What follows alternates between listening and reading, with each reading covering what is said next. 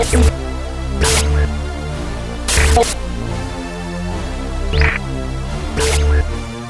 think a lot of artists right now just feel very disempowered because they're forced to live in a world where I think they just feel like they have very little control. And so when something like Spotify or even iTunes sort of comes out and says like, okay, well, you have no controls and we've decided what we're going to pay you and it's this, the artist sort of goes like, well, what am I going to say? No? Well, in the case of Tom York, he says no. But, what would be really useful now is a kind of a coalition of all artists and musicians and content creators who are facing these problems to have some kind of power and voice. And traditionally, it's very, very hard to get a bunch of artists together to decide on any one thing. It's herding cats.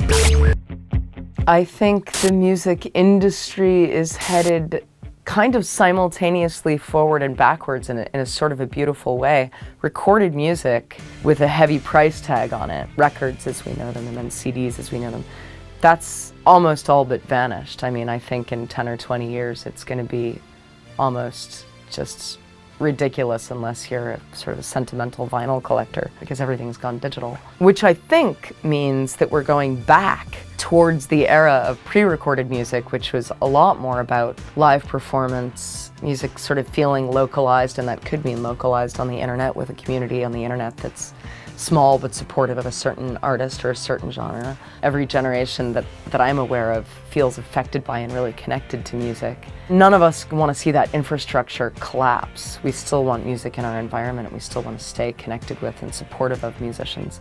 So I think new tools on the internet are going to hopefully make it possible for society to patronize the artists that we love and we want to see write songs and we want to see perform. And what we may see is sort of a new emerging middle class of musicians who aren't mega superstars like Prince and Madonna, but aren't so poor that they have to have day jobs. And they'll hopefully be able, through the internet especially, to find a big enough audience to just keep them afloat making music.